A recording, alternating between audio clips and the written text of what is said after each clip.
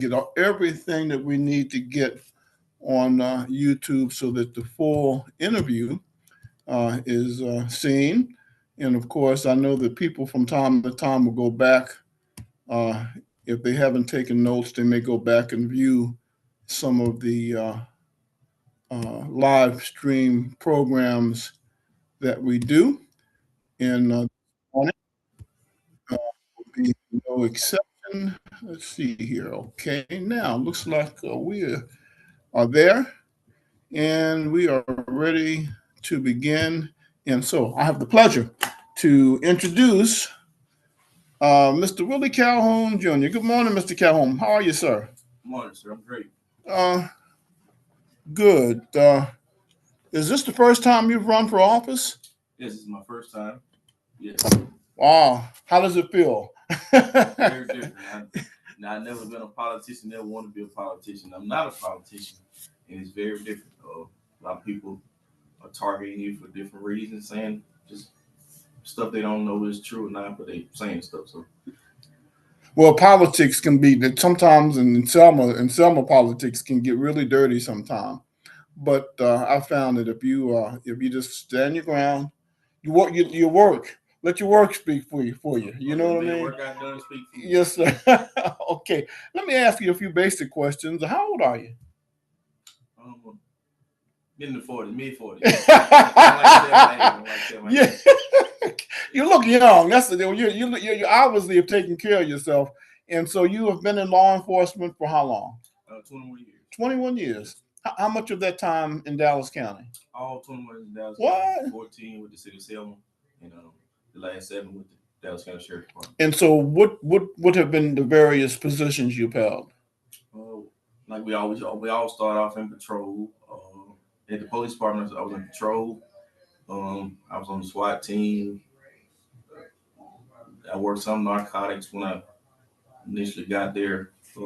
Then I did some criminal work, and I was on the SWAT team. I was a sniper. So. Did you have military background? No military background. No. My mom and my sister went to the military. That was enough for me. Well, how did you get into being a sniper? In the training? I was like shooting, especially a rifle. I rather have a rifle than a pistol. Right. Yes. Oh, okay, that's interesting. So then, when you got with the Dallas County Sheriff's Department, what positions there? Well, I started off in patrol. I was in patrol for 3 months, and then I was offered a position in the criminal investigation division. Where it has been since that day, since the thing. Yes. Do you have a preference, for patrol versus investigations?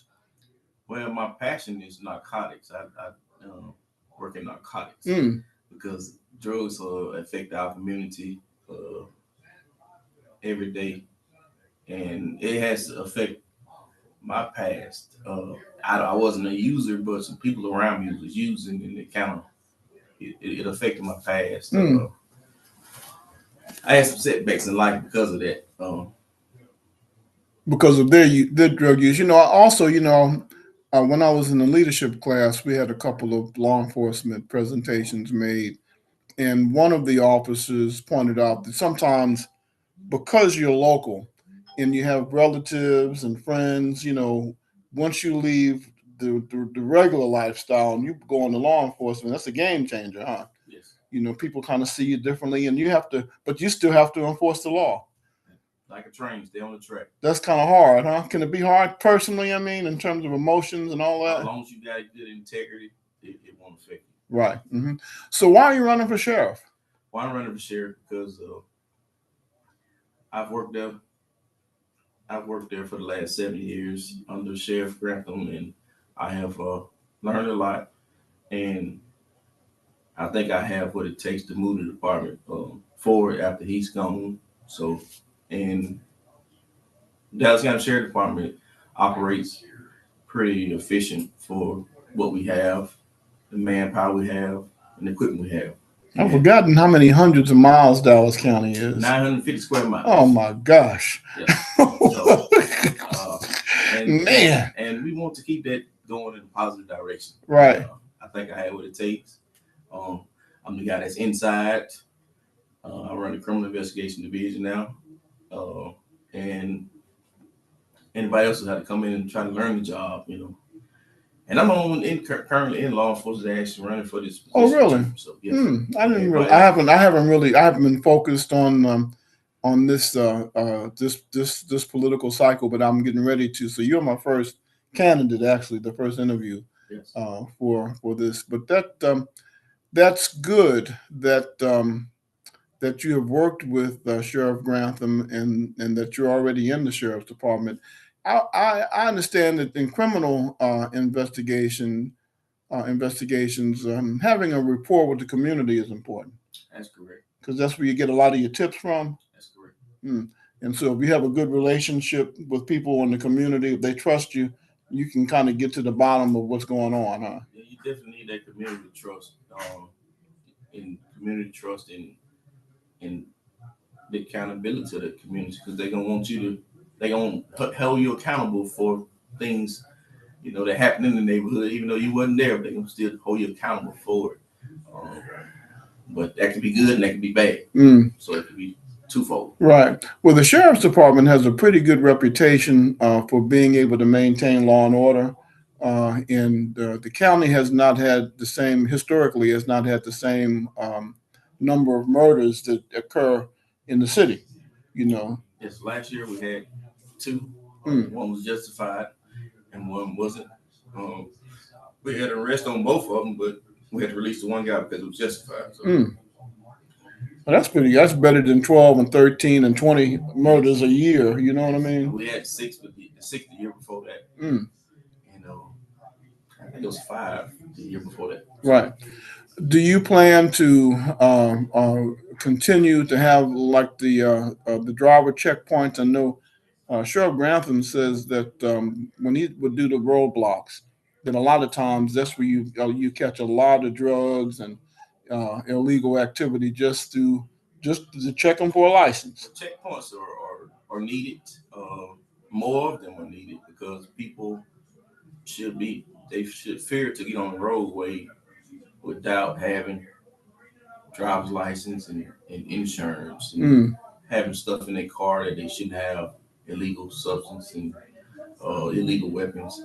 So that's a proactive measure, and I would definitely want more proactiveness in our department. So yes, that's part of the platform. Proactive and community service. I would think that people would realize the risk if you're involved in something illegal, of carrying an illegal weapon, and not having your driver's license or insurance, and then you're going to have reckless behavior too. That doesn't make a whole lot of sense to me. Some of them ride up and down the road like just fast as they can go 0 to 100 from light to light and just swerve lane to lane and just not be accountable for the actions. Are we producing a generation of gangsters and thugs? Is there a group of people who just want to be, you think? I don't know, because you deal with it every day. Well, I'm going to say it's a bunch of, some people want to fit in and some wannabes, but they're not really how they're acting. They just being influenced by the wrong crowd. Wow. How are you with your senior citizens, and do you have is there a way to help keep them safe? So yes, more neighborhood patrols, and we want to create neighborhood watches because that definitely helps the community. If you see something, say something. Because it may be your house today, it could be your neighbor house tomorrow. So we want everybody to work together and the community to help keep their neighborhood safe also, along with law enforcement. Would that be akin to like a neighborhood watch organization in some neighborhoods? Yeah, we're definitely going to push for the neighborhood watches, try to get it in every community if we can. And so, do you have a basic platform already laid out that you'd like to share with the audience? So my basic platform will be public safety first to reduce violent crimes and drugs also. We want to have faster response times, but of course that's going to require more deputies. And then it's like I said, it's 950 square miles. So if you're in Plantersville, you gotta get the oil, but it's gonna take a minute. So, and people should we want people to realize logically it's gonna take a minute. Take time to get there. Yes. The further away you are from the sheriff's headquarters. Correct. And we want to support our deputies with training, equipment, and we want to build a good, firm foundation off what the sheriff can already built. And we want to have that community trust. We want more visibility and be approachable and more transparent all together. Now I know you've had looks like some new vehicles, and I think the Sheriff Grantham had brought in some trucks, Yes. and you have some SUVs and I guess computers in every vehicle, laptops. All deputies have laptops. Yes. So how do you expand that? And do you have the financial resources yet to be able to do what you want to do? Well, I hadn't got to that point. Still on the sheriff right now. But the sheriff, he puts that stuff in the budget. And we need, computers got to be upgraded every so often. So, but we have fairly new computers. So we are up to speed.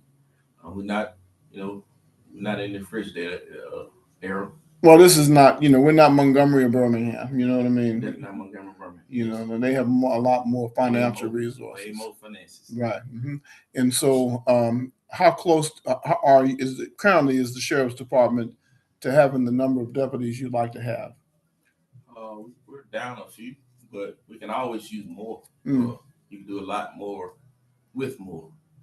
I understand that's a difficult process, though, to recruit people for law enforcement. Yeah, it's not a lot of people just jump into law enforcement these days for some reason. A lot of people retiring, but a lot of people not just jumping into law enforcement. And I understand it's a process. So then you got to survive the background check. Right. A lot of them can't survive that part of it. You got to pass the drug test. The physical agility part. Physical agility. What about mental? What kind of a mental? So yeah, you have to have a mental eval, psych test to get in. You mean to tell me we just don't we won't just let anybody put a gun on their hip? Oh no, you gotta put some nut. Doctor have to say you okay. Doctor have to say you okay. Sign off on it. Now, every once in a while, there's a bad apple, and it seems like I don't recall all the details, but I think there's been one or two incidences within the Dallas County Sheriff's Office, but I don't know if it was discovered after they left or if whatever the problem was discovered and they got rid of them or disciplined. How does that work? I don't know exactly what you're talking about. Well, it seemed like there was something in my memory. Where there may have been a deputy that did something inappropriately or illegal in terms of procedure within the sheriff's department. How would you handle a situation like that? Accountability is accountability. I'm a integrity and accountability. Right. So I'm gonna expect you should always do what's right when no one else is looking. If that makes sense. Yeah, that makes sense. And because you don't have to worry about it. Right. You never know if somebody's You never know who's watching. So, no, you guys are gonna be constantly watched. There's no doubt about that. We're always under the microscope. Yeah. Whether people will let you know it or not. Right. But you're under the microscope, no doubt. Because it's an important position. Any law enforcement position is really critical to our community. Right. Is there anything that you're passionate about that you want to do as sheriff? I'm passionate about doing the job, period. Because it's something I've been doing since I was a little boy. I'm riding a bike up and down the street, following the police. Because I always wanted to get into public service and be a first responder. Like I said, I started off riding a bike, following the police everywhere. Really? Then I got into volunteer fire department. And then I got into the rescue squad. And some guys inspired me. Tori O'Neill, he inspired me to. Oh, really? He started me off as a security guard, and then I said, "No, I want to be a police officer." So I decided to go to the academy, and I've been doing it ever since. I love this job, and it's just what I do. Okay, all right. I Well, that want to sounds. continue to keep this community safe, moving in a positive direction. Uh, I know that Selmont has some issues, and the Jim Minor homes had some issues. I don't know if it's still as bad as it was. Craig, Pine Glen had some issues as well. Do you have any thoughts on how you would approach Selmont? Well, there's a group here in Selmount, and they was also in town here in the city a couple years back, and they was just running around terrorizing our community, shooting, drug selling, making videos. Everybody got to go in the video. What? So finally had to call on the federal partners. Mm. I have I have pretty good ties to a lot of the federal agencies. Some is retired and gone on, but I still have some contacts. And so we had to get the DEA came in and assisted us on this. And it was an operation called There Will Be Blood. What? It was a blood game. What? So we were able to get 19 individuals indicted on that, and 18 of them went to jail. Wow. Went to I federal didn't know prison that. for. They all went to jail from 7 to 10 years based on their history and some of that stuff. So some of them just not getting out. Wow.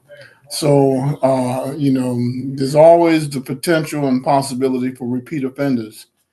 So, what do you kind of put an extra surveillance on those type situations? Well, you don't want to profile.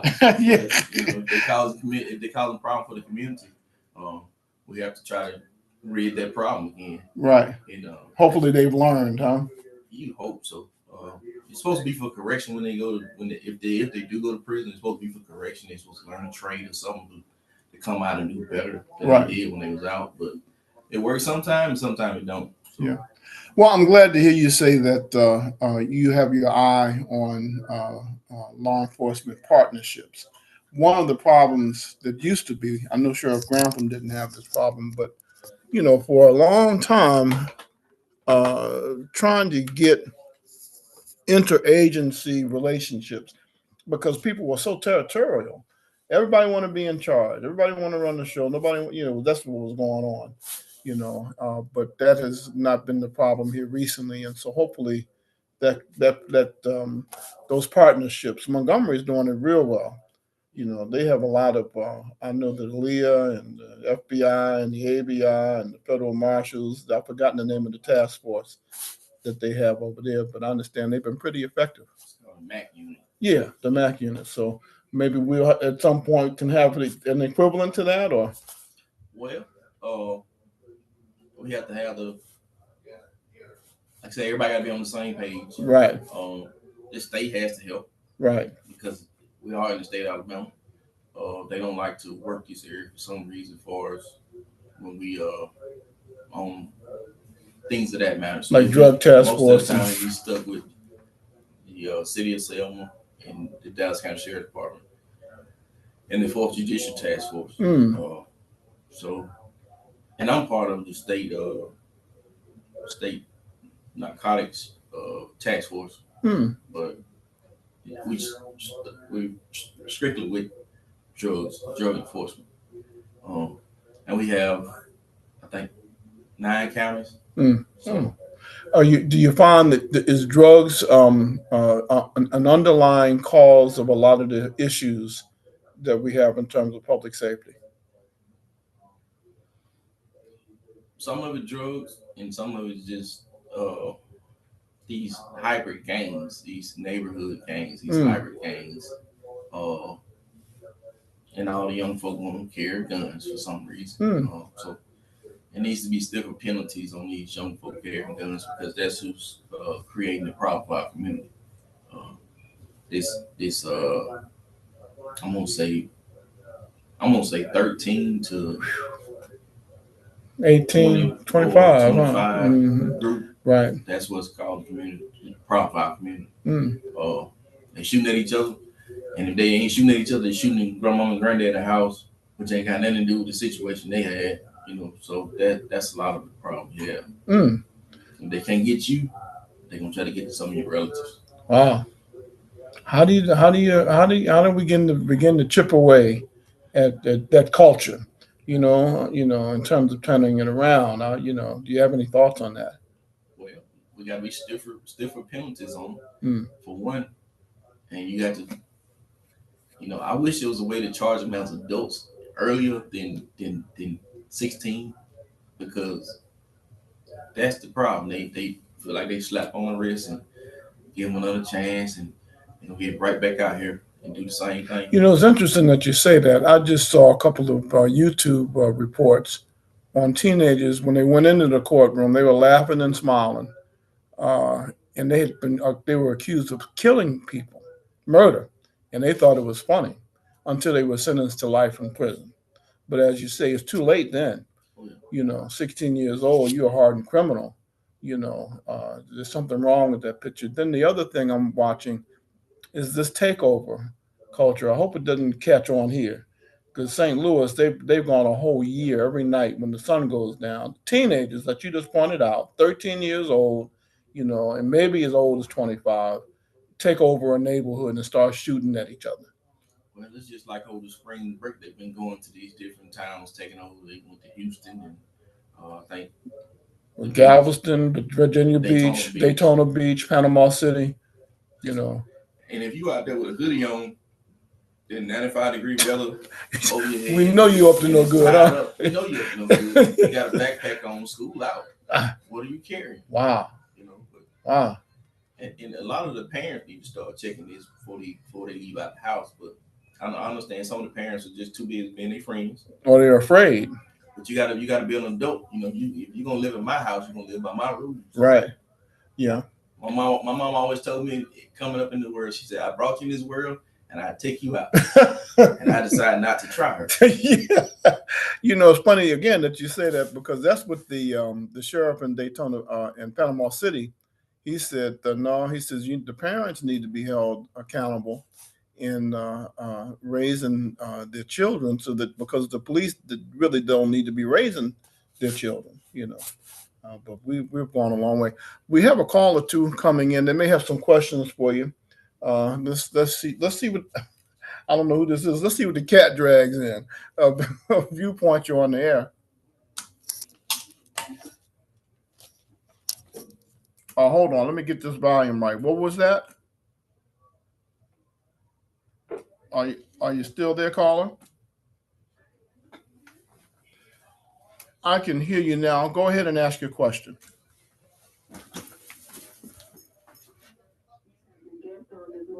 Very important position, and I'm glad to hear your caller, your candidate, say, and first of all, I want to commend all my public service. Not an easy job, so we pray for you all daily. But I want to say I was glad to hear you mention federal assistance, because we are in crisis. I don't know if some of our leaders are disconnected from the reality of where we are, the conditions that we really are in right now with our youth and this generation really trying to take over. We need federal assistance, all the assistance that we can get. And I also have noticed that the sheriff's department and the police department have come together on some different initiatives or projects or busts in the city. You are a powerful force when you work together. There's nothing like unity, and it always does my heart good to see those two entities come together for the benefit of our community, because our community deserves to be safe. So thank you all. I hope that part of your platform is uniting the front between the sheriff department and the police department, so that we can yield more results and see a greater outcome, because that's very important, and people are looking and watching, and that's one of the things that citizens, myself, I would speak for myself, want to see, and I think others will echo the same thing.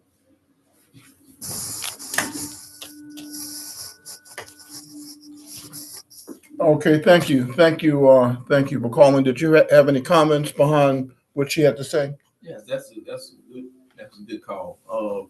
So I've worked at the police department for 14 years, and before I went to the sheriff department, so I understand the unity aspect. The heads have to come to the table, and if they got any differences, got to put the differences aside and say, hey, we're gonna do this for Dallas County and Selma as a whole, because it's truly got out of hand. We have to be way more proactive than reactive. We can't keep just doing these community policing. We got to be proactive first versus community policing. Yeah, community policing is a good thing, but we have to kind of do that on the back end now because of the way the crime is the way the crime is and how You have to jump ahead of it, gotta get ahead of it. Hmm. It was so I would imagine then too, since you were with the Selma Police Department for so long, you probably developed some relationships with officers over there, huh? Oh yeah, oh yeah. And I would think that would help. Yes, yes. Hmm. What about domestic violence? I understand. I'm told that two of the most dangerous stops or encounters for law enforcement officers are the traffic stops and domestic violence. That's right. It's like Forrest Gump said, it's like a box of chocolate. Never know what you're gonna get. It could be the defendant can he can want to inflict more pain, more terror, and so he can shoot at you time you get out the car. He can get you off guard. I had a friend that I called a friend in Tuscaloosa. So he started off police in Uniontown, then he went to Utah, he went to several different agencies, and then he ended up in Mississippi. His name is Kroon. Last name is Kroon. And Kroon responded to a domestic violence call in Meridian, Mississippi. Didn't know, got out of the car.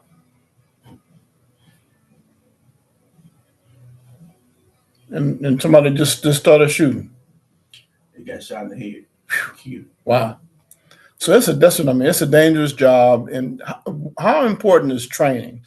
Can training help avoid, uh, uh, officers being hurt or even killed in the line of duty? So training is imperative. We must train. They say if you're not sleeping, eating, or working, you need to be training. And that's for your benefit. Right. To help you learn and to help you stay abreast and always aware. So you should always keep your head on the swivel and be looking 360. A lot of times people think police are crazy, but you come in, you get looking around, you get watching everything because it's just how we're trained. And we're in a bad environment now. You got a lot of agitators who, just for the sake of doing it, well, no, they're not. I read it as they don't want to see law and order because they don't have the right intentions. Right. And so right now, some people are getting away with having a hostile attitude or creating a hostile environment towards law enforcement, and I would think that would make your job harder. That's correct. So that's good. Well, you seem to care. Oh, I definitely care. Yeah. I was born in Selma. I was born in Hartford, Connecticut. But I've been here since I was 1. And like I said, I love this community. I love Dallas County. I'm from the Summerfield community, and that's where I grew up at. And running up and down the roads on my 4-wheelers. I know it's illegal, but I run down the roads on my 4-wheelers. Did you use a helmet? Did you put a helmet on? I didn't. So I admit to my wrong. Yeah. Man, I get, I'm here recently, I've been on my scooter, but every time even if I'm going around the block, I'll put a helmet on and goggles for my eyes, for eye protection. And I see these guys on 3-wheelers, and they're hopping up and down the road. All it takes is to hit the wrong rock and throw you off your vehicle. And then you end up with a head injury and possibly paralyzed for life. That's correct. They don't understand how important it is to have that protection on, and I hope that they get there. Let's take this break, and then we'll start wrapping up. And I want to make sure we have a website or telephone numbers that you want people to be able to get in touch with you. We're going to go on to get your pencils ready, listeners. And so if you're dealing with, I'm sure you'll accept donations, huh? Yeah, I know you're new at this, so we're going to help you out a little bit to make sure that people get all the information they need to know about Mr. Willie Calhoun Jr. We'll be back with more after these messages. Okay, we're still on YouTube. If you want to, if you want to go straight to your card and make sure you don't forget anything, you're more than welcome to. This will be your time to do all of that.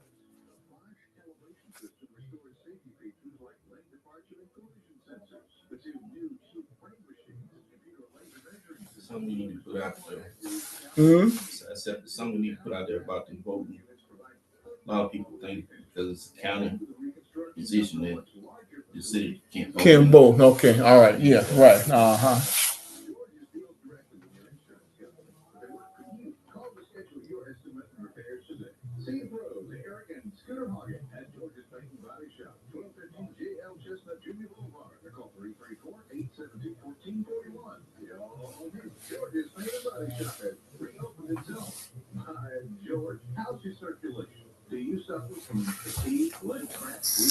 Pain in your legs from walking? Do you often have to stop and rest before you can continue? If so, you could be suffering from PAD, peripheral artery disease, blockages in your circulatory system. It may be time for you or your doctor to get in touch with Alabama Vascular Specialists. AVS is growing and serving our area with the most advanced vascular surgery and treatment available today. Dr. Ralph Red, Dr. Irwin White-Giddens, and Dr. Richard Tan are changing lives for the better when it comes to the vascular health of their patients. Other factors include high blood pressure, diabetes, obesity, smoking, and high cholesterol, all big contributors to poor circulation and vascular problems. Not to mention family history. AVS can help put you on the road to recovery. Offices in Montgomery and Selma. Call 334-801-9952 and online at alabamavascularspecialist.com. Losing loved ones is a most difficult time, a time when you need caring compassion. For over 5 decades, Randall Miller Funeral Service has provided ceremonies as unique as the life being remembered. The family first focus comes natural, as Miller Funeral Service is family owned, and they take every step to make sure that every effort to honor your loved ones in the most dignified way. Thousands in the Selma area continue to trust Randall Miller Funeral Service for affordable funeral, burial, and cremation services. Miller Memorial Gardens is the latest addition to their effort to reinvest in the Selma community. Call anytime, 24/7, 874-9081, or visit the website, randallmillerfuneralservice.com. 1490 WHBB. Our guest this morning, Mr. Willie Calhoun Jr. He is running for sheriff of Dallas County. Before we get back into some more particulars, we got a couple of calls coming in. Let's take one, possibly two calls before Mr. Calhoun starts wrapping up. Viewpoint, you're on the air. Okay, that caller is gone, and the second caller is gone. So we'll hold the calls again for a few minutes and allow Mr. Calhoun to tell us about anything you'd like to say to our audience. Well, I would like everyone to know that this is an election for Dallas County as a whole, City of Selma, Orville, Safford, B-Lord, men, wherever you're in Dallas County, this election is for you. Everybody can vote in this election for this position.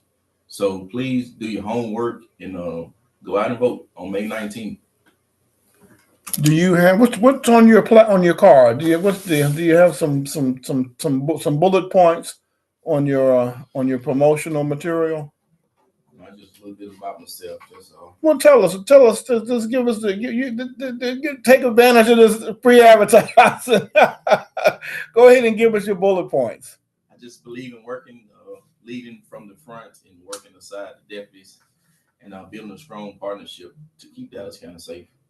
For the past 7 years, I've been working in the Dallas County Sheriff Department, so I know that most of the ins and outs of the department and the strong and weaknesses. My priority is going to be unity first and foremost, building strong relationships across the agency and within our community. Like I said, I'm very, very proactive, strengthening policies and procedures, and deputies can better protect and serve this community. So, and I want to modernize our department, but that takes funding. So we'll have to approach that when we get there. The county commission. I plan on working with the county commission to on some other issues also. But together, we can build a safer and stronger Dallas County. I see, excuse me, I see on your T-shirt you've got service, integrity, justice. And justice. Sir. Wow. Sir. Wow. Yes, sir.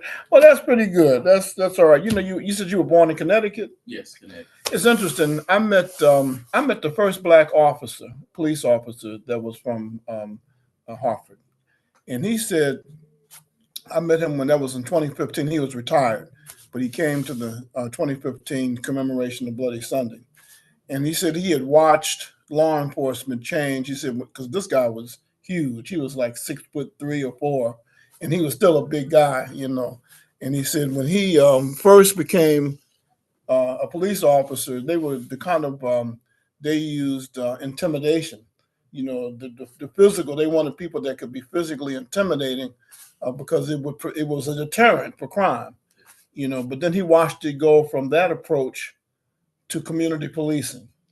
And it sounds like now we're getting ready to go on to another level beyond, as you're talking about being proactive, beyond community policing. Sounds like you're going to combine the old way with the new way. It has to be combined because you still want to have the trust in the community, as far as the older people, than the people that's going to help you along the way. How do you approach these young people that have that gun carry attitude? Some of them got Glocks, and some of them with automatic or semi-automatic weapons, and some I'm told are as equipped like a military with military weaponry. How do you handle that? Well, I've been trying to figure it out myself. Yeah, that's a problem, huh? It's tough. Without killing somebody or without, you know, like you said, you don't want to just profile. You don't want me put in a situation either. Right. Because at the end of the day, I'm choosing me. You want to go home. I'm going home. Right. You know, yeah. Well, I sure hope we can get some of the young people to become a lot more disciplined and not, this is not to come down on anybody, but it's a reality that it's a problem. Yes. You know, let's take another call. Viewpoint, you're on the air. Good morning, gentlemen. How you doing? How are you this morning? I'm doing fine, Sheriff Carolyn, perspective. Listen, I know, there's a multitude of issues in our community, but I'm going to speak specifically for the Selma area. You know, we're a unique community out here, and, one of the issues we have is there's a lot of noise, from a lot of private parties, gatherings, and from the experience, and I'm sure you realize that as well, that leads to issues. I heard you mention about community policing. I think that's so vital. I think that's what's missing in our communities, just coming through the communities and just letting people know.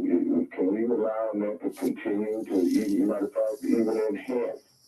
I think our neighborhoods really, really need that. And will there be a forum between you and the other candidates? I really believe the people, from what I'm hearing, people just kind of a little, unsettled because they're not hearing what the issues are.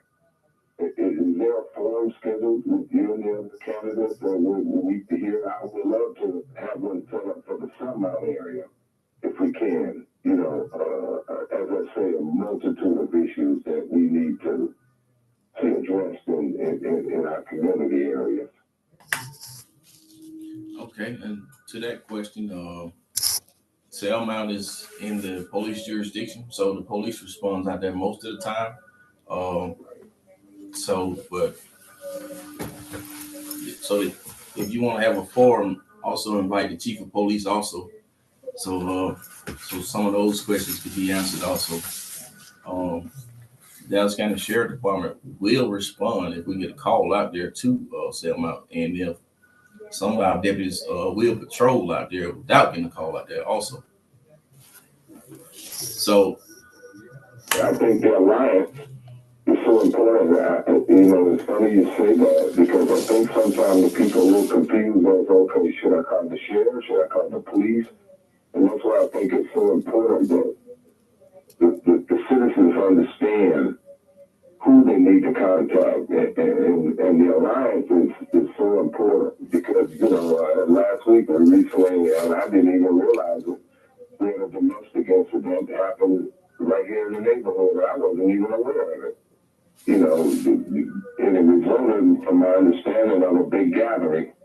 It just got out of hand. I guess it involved some type of domestic situation. So it's just, just speaking of the type of things that we're having. And then when we're starting to come into the season now with the weather, and you're seeing a lot more of these gatherings, and I think the policing, community policing, that's where it starts at, especially with our young folk. I believe that is very, very vital for our communities. If that's something that can be taken into consideration during your running, I think that'll go a long way into winning over some of our neighborhoods.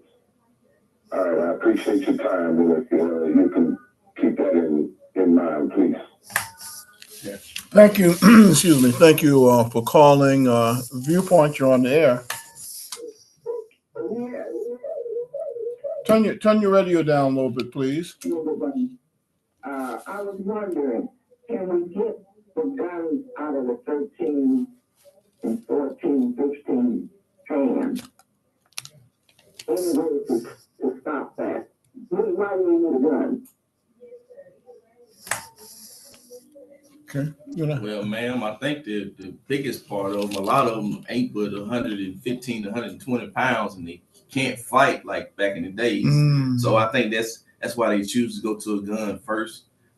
Try to get a gun. Of course, an older person will have to provide the gun to them, and they buy them off the streets. So that's part of our problem. How do we stop that? Good question. Good question. Our justice system, like I said, they in the juvenile system at that particular age. So a lot of them have juvenile records, and they kind of sealed. So it's on our juvenile courts. Now, as far as catching them with a gun, we can arrest them, but it's up to the court system to do something with them.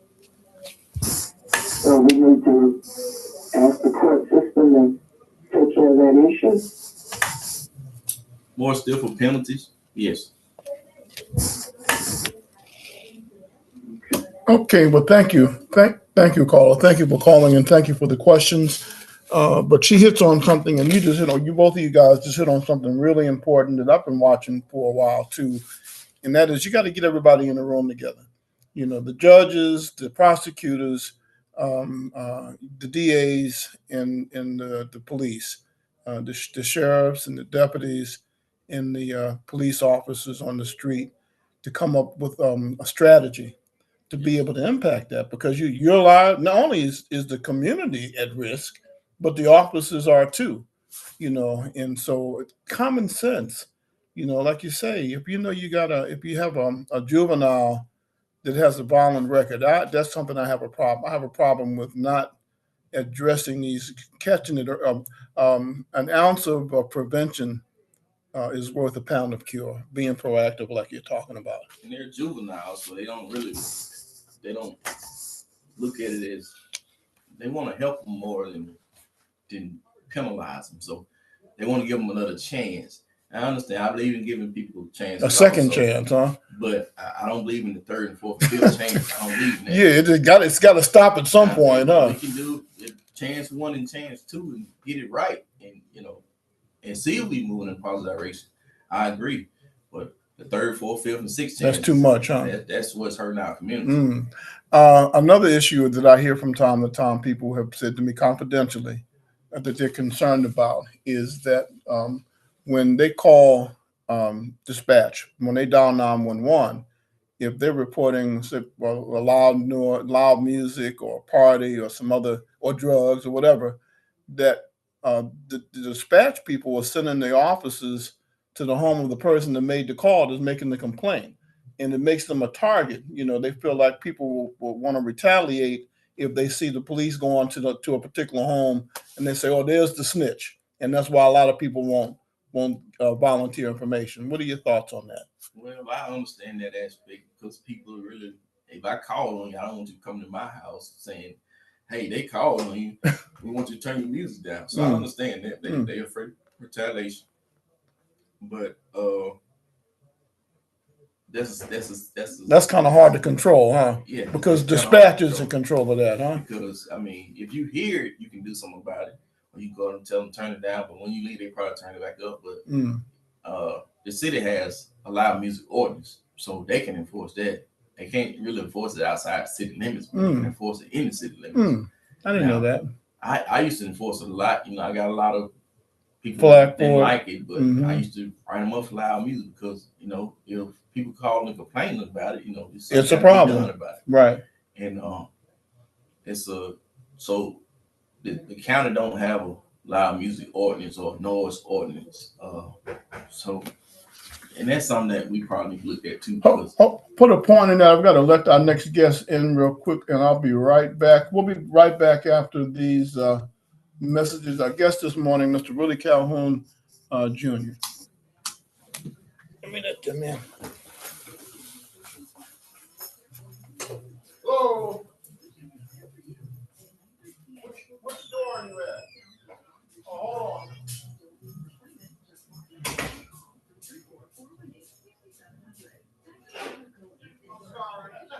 I'm on the air. That's what yeah, I'm on air. You should have come to this door. Yeah. We still got a few minutes, but you guys can make this up. Okay, we hang out. Yeah, you can hang out either here or in the lobby. Okay. Okay. All right.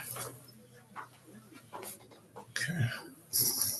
Shop for a good while now, and they extend their caring family approach to their customers. Certainly, they have the latest multi-tech equipment and highly trained technicians, and they have an excellent relationship with all the insurance providers. But they have something no other body shop has. They have Aaron and Cindy, the mom and pop of vehicle body repair. A simple approach to discussing the damage, the estimate, and the factory quality repairs. Please drive safe, but if you have an accident, ask your tow truck driver to take your vehicle to Mom and Pop Auto Genie Body Shop, 2001 Highway 14 East, phone 334-872-2248. There are currently no delays. They can get you in today and start your repairs right away. Meadows Tire and Automotive is a local family-owned company that takes pride in taking care of your tire and automotive service needs. Whether it's your car, truck, camper, RV, trailer, or more, we've got you covered. See us first at 2897 Citizens Parkway in Selma. For better service, quality, selection, and more.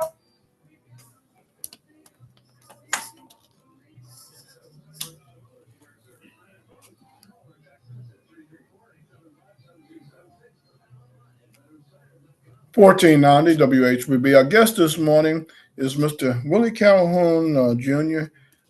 He is in charge of the criminal investigations for the county sheriff's department, and he is currently running for office for the office of sheriff.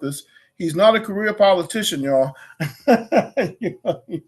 You're learning how to campaign, huh? Definitely learning. Now, but we were talking about the issue or the problem of dispatch. Sending an officer or someone to a house to address a complaint, and possibly identifying the person as the source of the complaint. Is there a way to handle that through the dispatch office, or how does that work? Well, tentatively, a lot of the officers, it seems like if they don't have what we call a complainant, they like, well, we'll just extra patrol it. But if they get a complainant, they tend to respond to that particular house. But so they have to identify the source and do an interview type thing. well, I mean, if it's loud music, you just check the area. And you hear the source, you go to the source. Don't go to the person that called. Right. Because, like you said, that puts them at risk. Kind of put them at risk. Like, oh, my neighbor, it causes a problem between the neighbors. Right. If that makes sense. Mm-hmm. Yeah, that's interesting. Now on these forums, we do have a call as we're running out of time. Let me take one more. We'll take one more call, and then try to address. Some of the political organizations really should hold forums and make it accessible throughout the county. I usually will attend a couple of them and videotape and record, and then play them back on the internet and on the air as well to try and help facilitate that.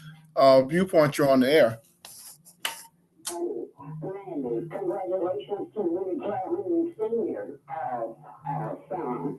I asked our councilwoman the other day, is that Mr. Willie Calhoun that we all know? So she let me know that, yes, that's the one that he was in school with my age, so all of us above 70 certainly know Willie Calhoun.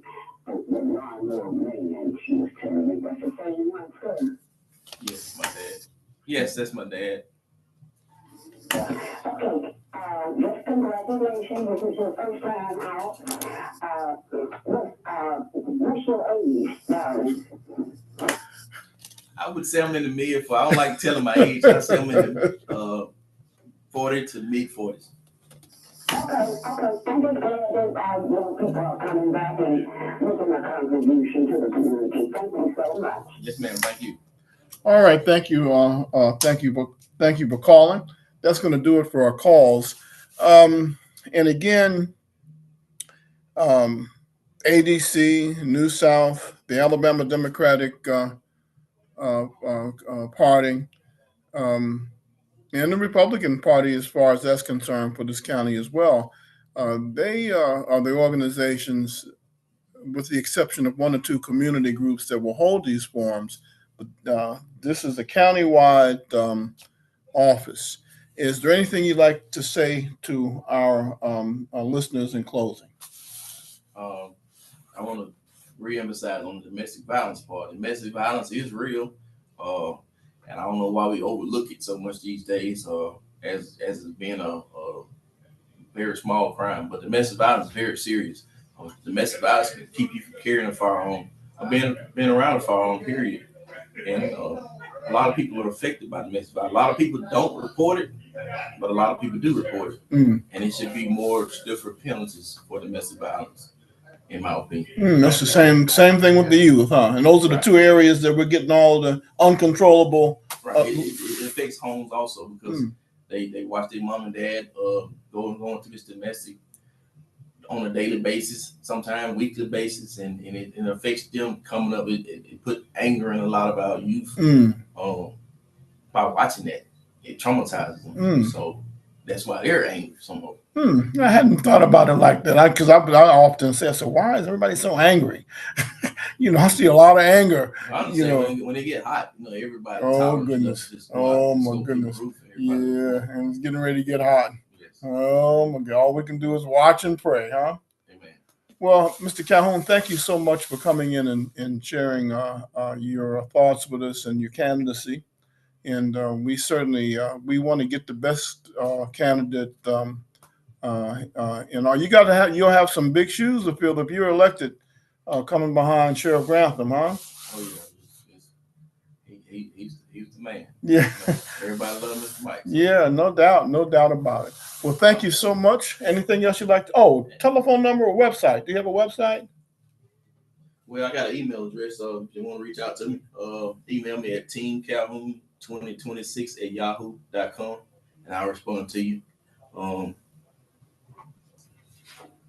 And you can also send me something at P.O. Box 1941, Selma, Alabama, area code 36702. Well, that's easy to remember. 1941. That was a good year. P.O. Box 1941, Selma, Alabama, 36702. All right. We'll be at the Plainfield Mini Mart this weekend, Saturday, from 1 to 4 or 5, and come by and get some food and have a conversation with me if they want to. I'll be in Plainsville at the Mini Mart on Highway 22 North.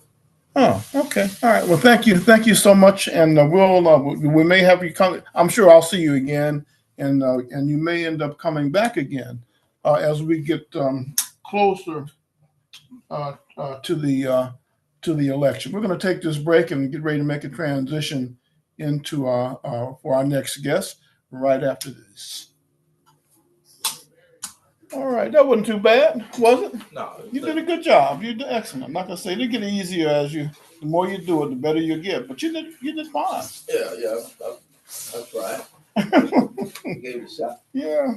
Well, it doesn't hurt when you smile. It doesn't hurt. Oh yeah. You Well, know. I ain't never been a big smiler, but I try to smile more. Well, now's the time. Now's the time to do it. You got a good smile, so it won't hurt you. Hear all kind of stuff. He don't smile. He don't talk to people. He don't do that. What y'all want me to do? I know that. Well, you're in a different game now. So you're gonna have to try and adjust for a few minutes. Huh? All right, come on back. Yeah. How you doing? I just saw you boy at the coffee shop. What's his name? What needs to be the water that you got to give him?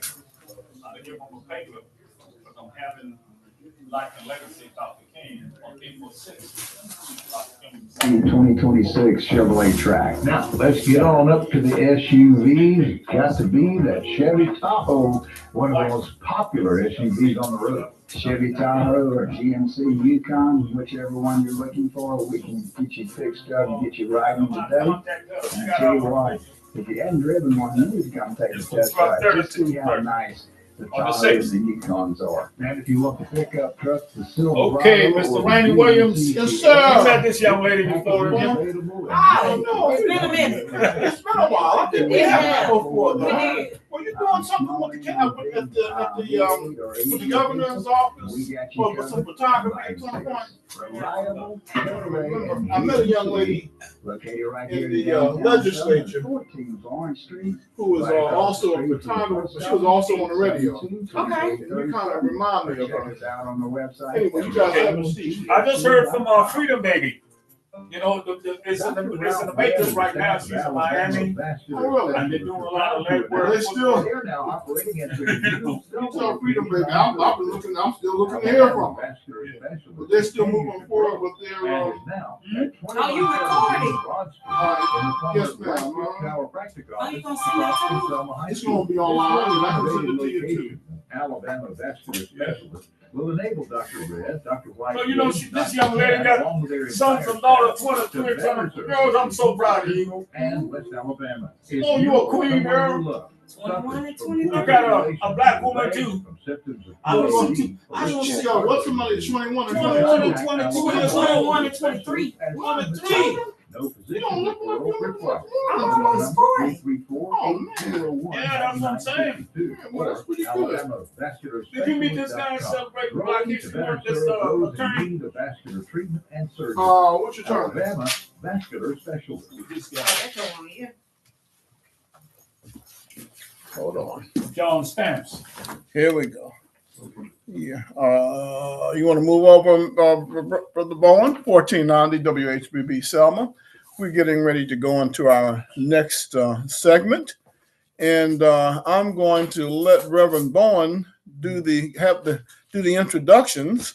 Who is the young lady? Miss Cassandra Davis, and she's from Real Talk, Montgomery, Alabama. Real Talk. Doing real good work up there in Montgomery. Which woman? I don't think you were on. Okay. Again, what is her name? Miss Cassandra Davis. Cassandra Davis and Real Talk. Now, is this on a local station or it's a podcast? It's a podcast, and I run it from Facebook, Instagram, TikTok, and also YouTube. What kind of issues? The podcast is consisted of me with my own self-reflection of myself, and I use the tools to reach out to help others. But you're in Montgomery. You know, as I'm sitting here thinking, I say it like that because let me back up so that people understand that today's program is going to be dealing with April 4th is coming up, which is the anniversary for the assassination for Dr. King. You know, But Montgomery, oh my goodness, it's not many days that go by when I don't hear about somebody being shot. Exactly. And there's a lot of young people, that are being killed and shot in Montgomery. And it breaks my heart, whenever you hear me talk a lot about what's happening in Chicago, but Montgomery is 50 miles down the road. Exactly. Correct. And I have relatives in Montgomery and friends and associates and there's a lot of folks in Montgomery from Selma. Exactly. Correct. And so how do you handle Montgomery? What are some of your efforts? And I know that you're probably trying to address that violence issue, huh? Well, it's more about the youth.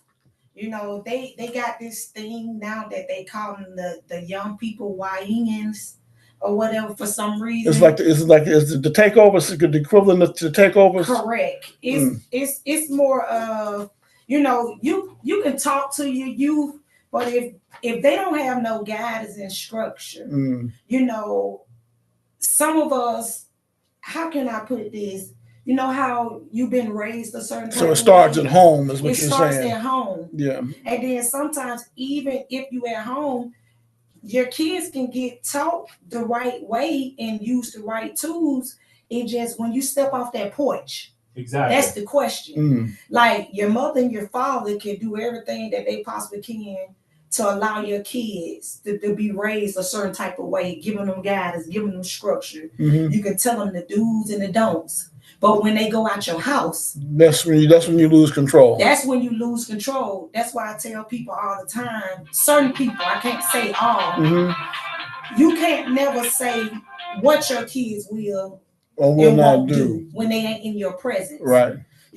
Some parents have that confidence to say, oh, my kids won't do this and my kids won't do that. I get that. But when they get out of your presence, I'm not going to be one of those parents that discredit my kid if I'm watching them around the house and saying, oh, they did this or they did that. Because the small things, if you don't pay attention to the small things, how you expect them to go out in public to conduct themselves.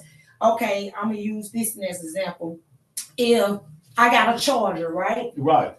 And you ask to use it, or if you don't ask to use it, if it's in the house, that's not taken. Right. But if you take it out of the house and you don't ask nobody for it, that's considered stealing. So it starts small. So when you pay attention to your kids when they stealing a piece of gum or when they disrespectful to elders, now you got these kids, they don't know how to say yes, ma'am, and no, ma'am. Exactly. It's like, yeah, bruh, the slang talk. But now these days, you got kids raising kids. And they trying to be their kids' friends instead of being their parents.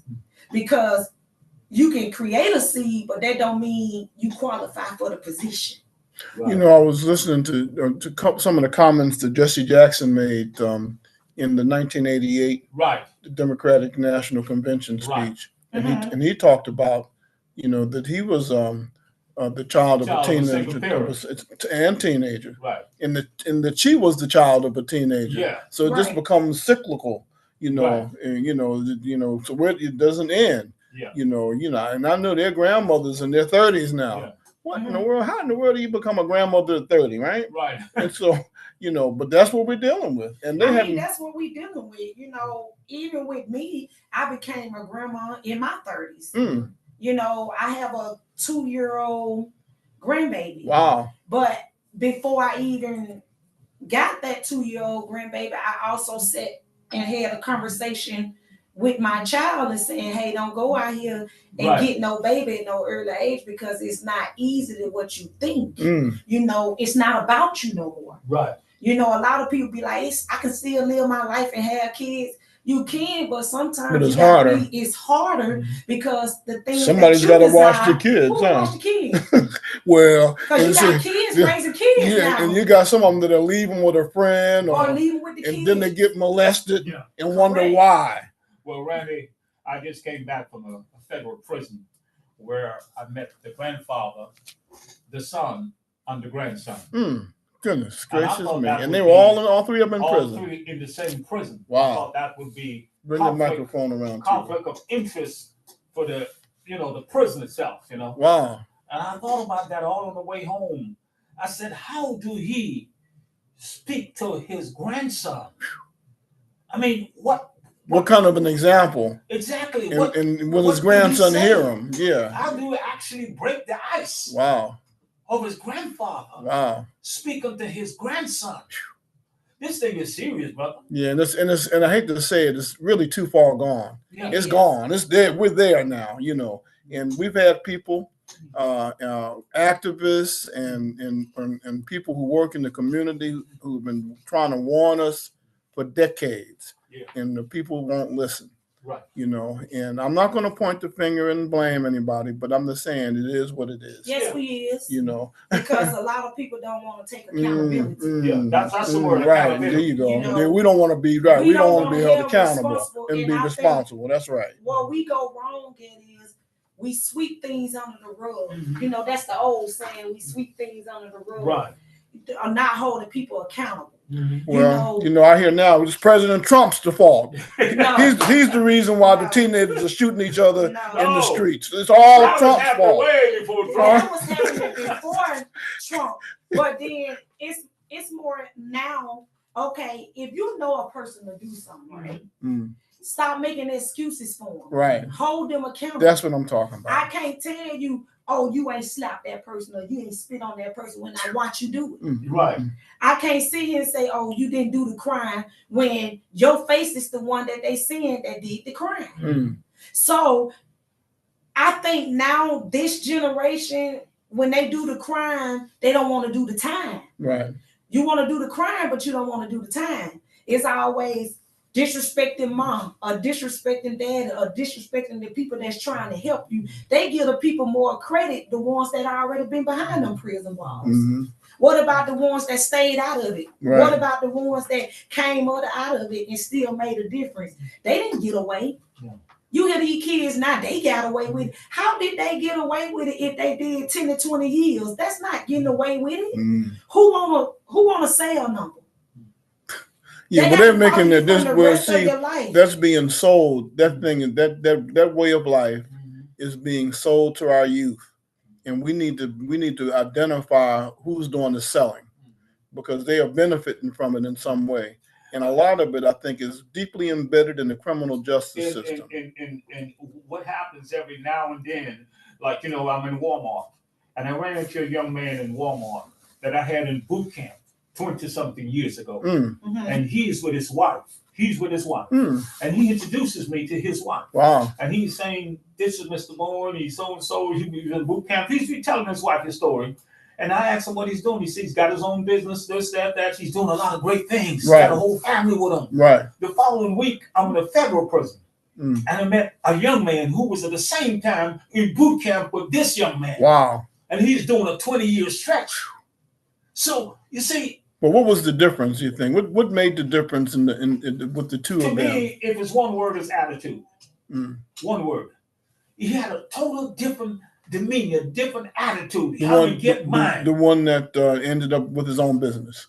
No, the one that was away in prison. Yeah, now, what was his attitude was what? Well, old folks say he learned his lesson. I put it that way, in a nutshell. Old folks like to say, well, he learned his lesson, and he's not going to go back. See, and so what it is right now, and I used to say, Randy, I used to hate when people say it's coming out of the home, because on the other side of the fence, it makes like every black home don't have the right demeanor, don't have leadership, and that ain't true. And you and I know that's not so. Right. See. No, there's a lot of parents who have done all the right things. Exactly. And the children still go astray. Exactly. And so that's where the breakdown. But that's a small window. That's like a nutshell. Because the majority of them have done the right things, usually come out with good results. Exactly. So but I got you. But you got a few that are going to go. Yeah. But we just need to make sure we are up the numbers with everybody just trying to do the right thing. And I like what you said when you said, and I was just talking about this a couple of days ago. I think where a lot of people go wrong is they love to holler, that it starts from the home. And sometimes you can give a person everything that they need and give them all the tools. and they still will go listen to somebody else versus the person that's giving them all the right tools. So what do we go from here? Well, how can we fix that? Because it's a lot of stuff that we put our hands into and we try to fix it. But what about making them on their own when they gonna take a stand? You get what I'm saying? Exactly. Like, I can teach you everything you need to know, not to do, when to do it, how to do it, because nobody's perfect. Right. You know, we all done made mistakes. We done all did some things in our life. I'm quite sure it's some people some that of did us some haven't, things in their life don't even talk about it to this some day. of us haven't been caught. Correct. Because you got people now walking around and you never know you walking around a killer as we speak. Right. You know, that's why you have to watch how you talk to people. Exactly. And how you greet people. That's what and I'm present saying. yourself, because everybody not the same. Right. I may look like I'm not gonna do nothing, Right. but who's to say what my background trait is? You know what I'm saying? Or what nobody don't. You know what? I'm a, You know what I'm saying? let me You tell know the track let record me for tell you what real. happened. This is a true story. I was at a bootlegging spot. This is several years ago. And the brother walked in, and he had all, he had the gold, he had the necklaces and gold and all that. And I assumed that he was a drug dealer. Yeah. Come to find out, he was the manager at a major factory. So guess what you did? I was so. You judge the book. That's why I tell you all the time. Never judge the book by its cover. I was so embarrassed within myself. I don't know how I found out that he was the manager of a. I assumed that he, he looked the part. That happened to me. I was at Sing Sing. I was right out of college. Goodness. And this guy was he works for Sing Sing. He was a doctor, and he was our church, And so he invited me. He said, "Man, won't you come when you could do a GD class at Sing Sing and all that?" Wow. At that time, Sing Sing was dangerous, huh? Yeah, right. So I got to Sing Sing, my suit and everything. Got to Sing Sing. I'm at the gate, and this guy comes to greet me at the gate to escort me to the building I'm going to. It's a big place that's surrounded. And I said, "Hey, how you doing?" I'm speaking to him. I'm talking to him because I'm thinking like he's the warden or he's bigger. The guy said, "No, I've been here 35 years. I'm an inmate." Wow. Oh, wow. Now that's now. He must have been a serious trustee, huh? Okay. He knew the place better than the warden did, huh? But that's how you move it right now. Wow. Right. Wow. Well, Brandy got an announcement to make. Safe Haven Center, dear family, dear friends and citizens of Summer, the Safe Haven Center warmly invites you to gather with us on April the 6th, 2026, on the steps of City Hall to commemorate the life and legacy of Dr. Martin Luther King Jr. His life transformed the United States, especially the city of Summer, and his pursuit of justice through nonviolence. We seek to remember him and gun violence victims. We will release black and white balloons in memory on the anniversary of his death on April 4th, 1968, Memphis, Tennessee. Please join us at City Hall at 12:30 to 2:30. Now, I may say this. Of course, we just said it, April 4th, 1968. That's the anniversary date. Assassinated in Right. Memphis, Tennessee. Right. But that's a Saturday this year. Right. So we celebrating that day, life and legacy, on the 6th, which will be a Monday. In front of City Hall, we do this every year. I remember it also used to be Murder Awareness Day. Right. And I remember I don't know if that light is still there, the purple light. Is that light still up there? I'm not sure. It's No, been a Barbara while. Brown started this. Yeah, I remember. I worked with time. Miss Brown. Yeah, right. she had lost her 2 sons right. to gun violence. I will never right. forget. In fact, she took it all the way to Washington. Right. Right. And so again, and I pray that the district attorney, Mr. Robert Turner, who's doing a tremendous job, I pray that he with his ground zero. Well, I've seen Attorney Turner in a few venues, and some of the the last one I think I was over at R.B. Hudson Middle School. Right. When they were doing the workshop. Right. And they, and the guests that he had, when they put it out there. They were telling it like it is. Yeah. You know. Yeah. And so we have some very intelligent young people, But like you say, you know, and as Mr. Calhoun that was just here alluded to, Officer Right. Calhoun, Right. that some of these gangs Right. and gang recruiters, Right. Right. you know, they've learned how to push the right buttons. In fact, we you had know. Silky Slim, who is now the chief investigating officer for Ben Crump, Attorney Ben Crump. And he, we brought him here. Right. We did the open casket. No, I just ran up. I just ran up on them pictures I took of you in the open casket. That was oh my goodness. I gotta pull. I'm gonna have to put that stuff on the internet. yeah, that's almost 20 years ago. Yeah, I was there. Yeah, we brought Silky Slim here from Baton Rouge, Louisiana, and we did a program actually at R.B. Hudson. You know, and talking about, you know, he used to show it when you get shot. He used to show the brain, and you had to, you know, do all that stuff. You know, autopsy. Yeah. Oh man. Yeah. Who was it? It was 51. I think it was 2015. For the Bloody Sunday and the Jubilee that weekend. Yeah. And they had 50 Cent had premiered a liquor. Yeah. And they were going to have him at the liquor store. Yeah. You know, he's making an appearance. I said, "There's no way in the world I'm going to go to a liquor store to see a rapper who's been shot 8 times." Yeah, exactly. I said, "I'm gonna skip covering that.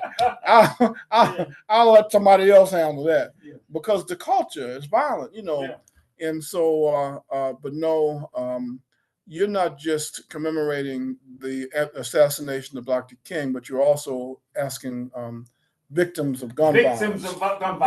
I mean, just violence, period. Right. You know, it's victims of gun violence because you got a lot of people that been victims to gun violence and have not even got justice for it yet. Right. Mm-hmm. You know, because they got this street credibility code thing. Right. Snitches get in ditches, or something they used to say back in the day, snitches get in ditches. But what about if it's your brother? Right. What about if it's your son? Right.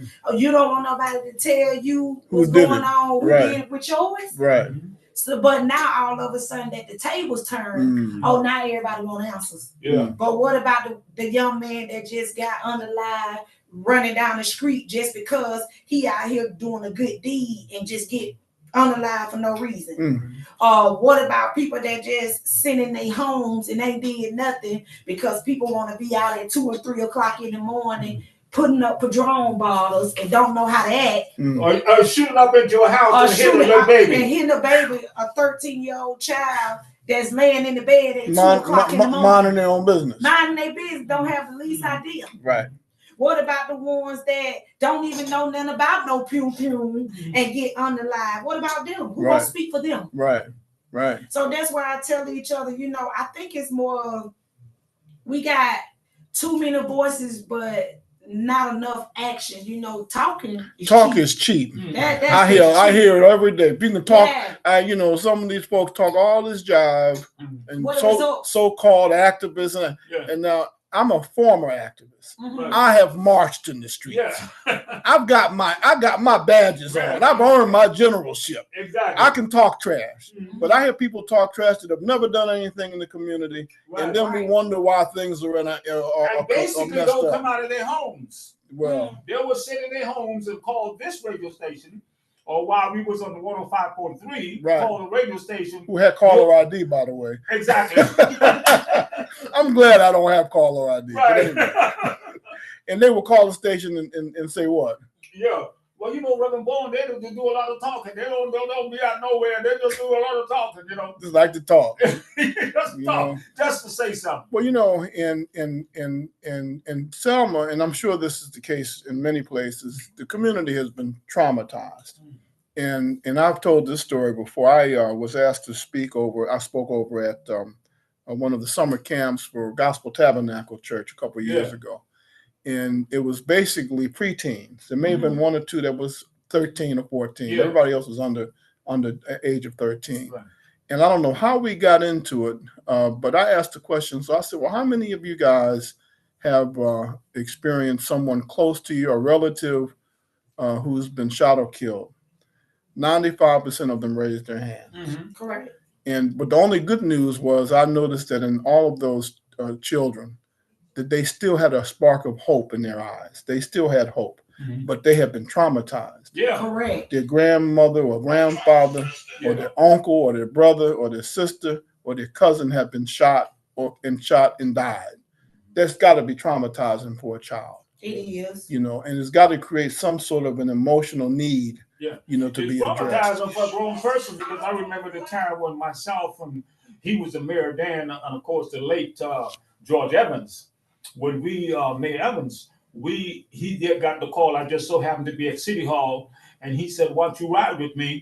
We just got a call. This young man was shot, and we went to his house. Wow. Because we actually thought it was at his house he got shot, but he got shot right here on Church. Church Street. And we went to his house, and his mother, he broke the news, you know, to his mother. Wow. And she I guess just she went was off, like a 200-pound woman. She screamed. And she fell. I never heard of, I never heard of concrete that that when yeah. she dropped to the floor. Wow. It's traumatizing, man. Right. And, you know, when you give somebody that news Yeah. that their loved one, Wow.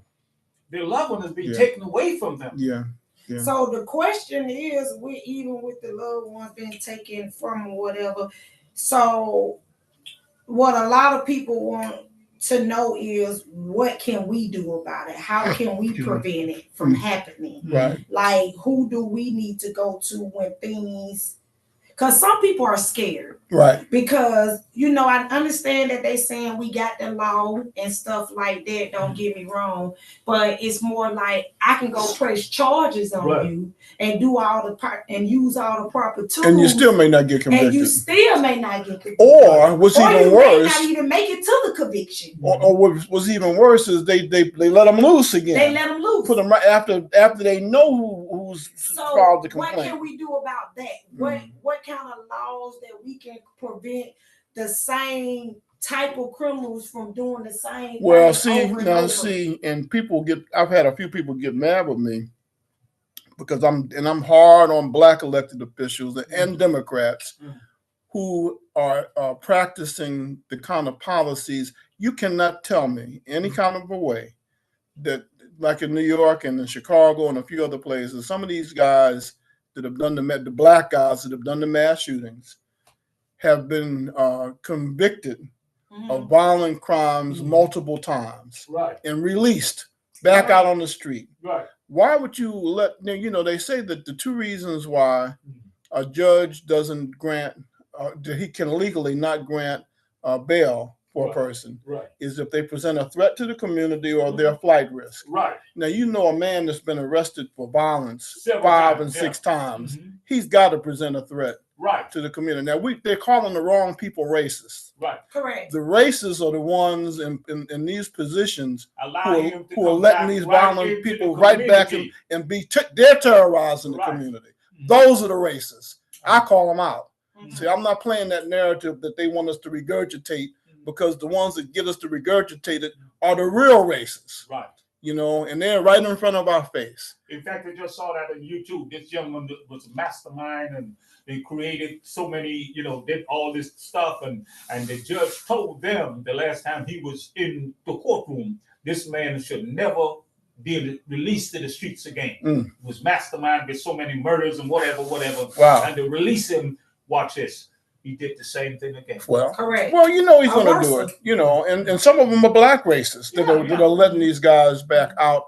But then a white man will come along and say, you need to do a better job with raising your children, or you need to be held accountable for that. Mind your own business. You're racist. You're racist because you're trying to tell me to do the right thing. Correct.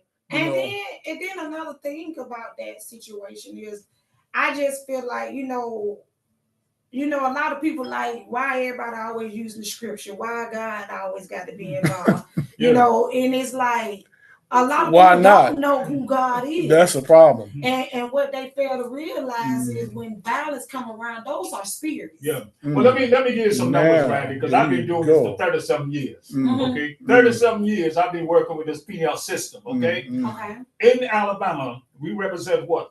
23.5% of the population, black folk. Right. Okay.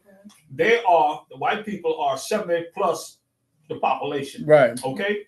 In the penal system, okay, we are 70-something% of the penal system. So 70% of the people in jail are black. Are black people in Alabama. In Alabama. Okay, now watch this. Watch this. And I'm shutting out to you, church. You church members that pray every day. This is for you. Right. Over 80% of the people that goes into the prison to teach them a better way are white folk. So in other words, the black community is not stepping up to the plate. Exactly. The black pastors. We can pray for you. Yeah, but we won't. But we're not coming into the. We're coming to jail to visit. We're gonna pray for you. But what about the scripture that says, "When I was in prison, you didn't come and visit me. You know, and when I was naked, you didn't clothe me. You know, when I was hungry, you didn't give me nothing to eat." Well, isn't that scripture? Right. So maybe some of these pastors don't know scripture. We believe in prayer so much that we don't have to go. It don't work like that. Though, no, but we accuse the same people that goes in with the scripture, with the word, because we are word people now. We are word people. Sunday morning we in the church, but we're not taking the word where the word needs to go. We're not going to all the world and preach the gospel. So we're preaching to the choir. Exactly. Exactly. So if you hear Mr. Preacher, you ought to start your church and get in the prison ministry, because I'm just like what the brother named Just Mercy, Byron Stevenson. That every black church in America should have some form of prison ministry. No doubt. Because a high percentage of our folks are locked up. Yeah, that's a big problem. And whether guilty or not, we are locked up. And then when they come out, they've been initiated. Do you know we lose over 20 people every month in Alabama in the prison system, in the penal system? Wow. We have average of 17 to 20 murders every month in the state of Alabama in the penal system. But it's like the sister that said, though. You know, when we hear about all this violence, there's a spirit behind it. There's a murderous spirit in the streets. Correct. You know, and that's people don't when I see some of the liquor stores, depending on what city you're in, you also see them a lot of times will say spirits. You know, because every liquor has a different spirit. They do. You know, and I tell people there's some liquors I will not drink in public. That's true. That's true. I won't.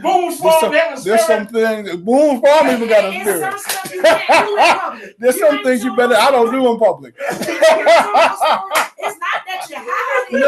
No, but I know how I am. Oh, you talking about Red Dagger and MD 2020? I've had them days too. When I was a teenager. It's in all these queens. I used to live right across from the park, and they had an old truck. Listen, real story. Old truck. This man used to go out to the store and get MD20. When he comes back in that old truck, oh my goodness.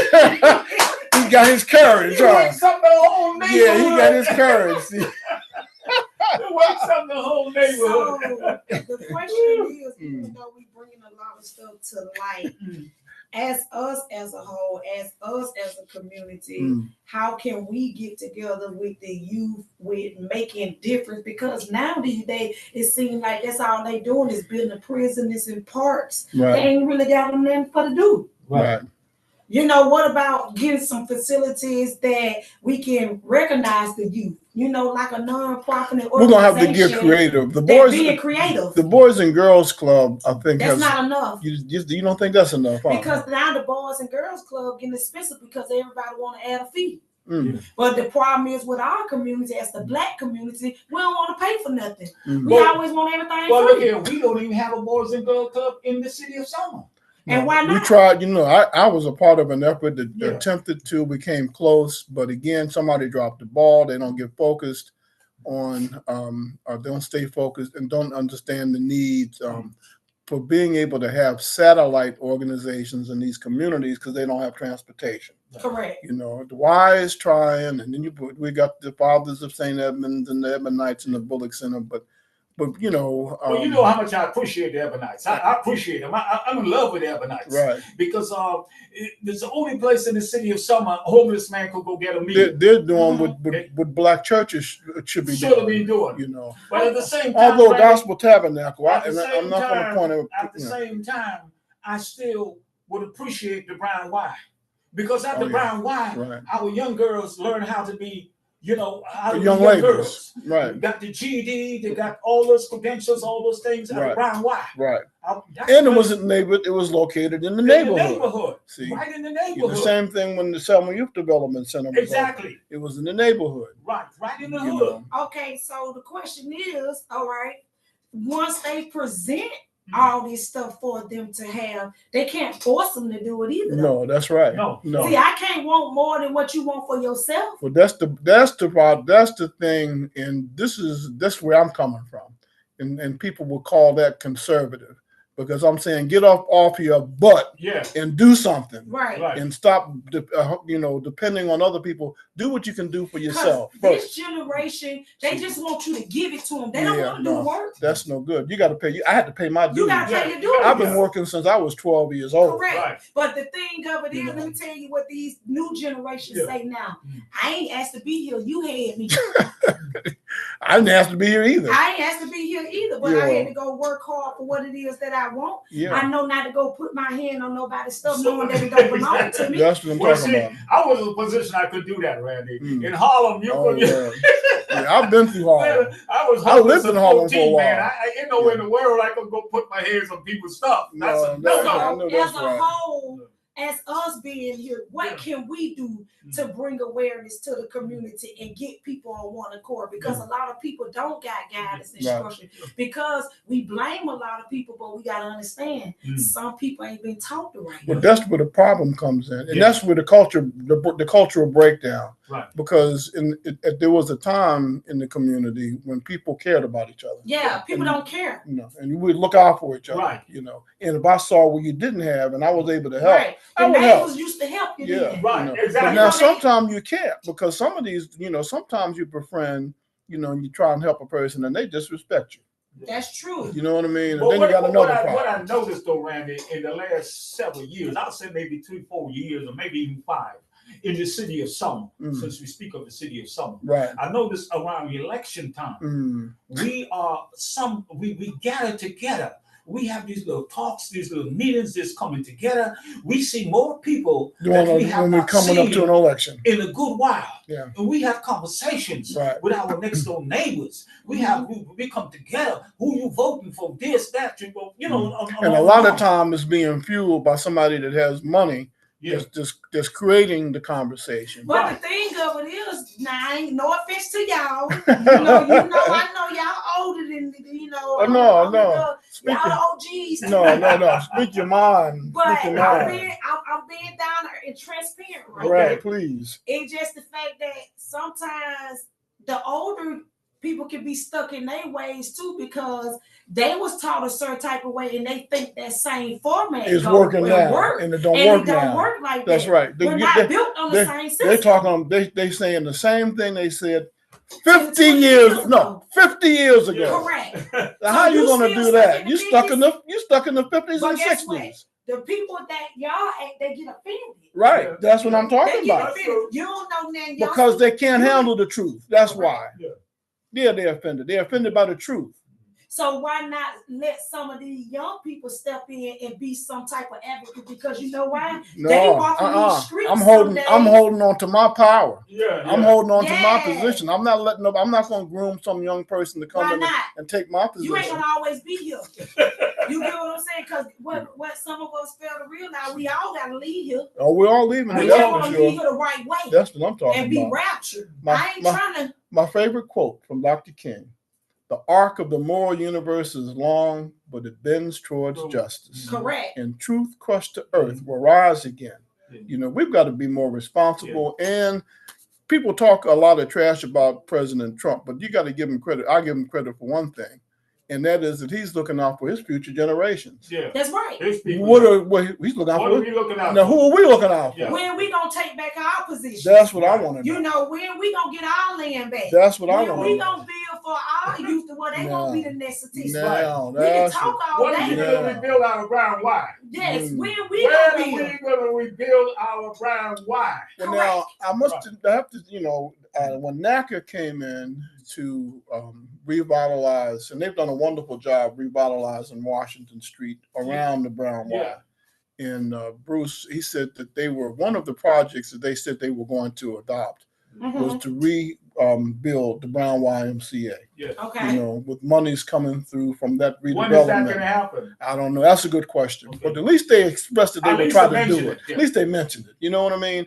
But I would go further than that, because the Brown Y, because now you've got the Bullock Center. You don't want to duplicate, you don't want to duplicate the same services, but we need some satellite. What about some of these empty church buildings that sit all week long? Yeah. The only time they open up It's is on for Sunday. Bible study or for Sunday. Right. And otherwise, they're sitting there, But sometimes, people are scared because sometimes they can give young folks grace, and then they still end up stabbing them in the back, and then they be like, how many chances do you got to give a person in order for them to get it right? That's what we were they just talking contradict what about. they preach. What happens is that, I see other organizations, I don't want to call names. No, we don't have to get names. Things happen, sometimes it takes 2-3 times for the young man to sink in. Yeah.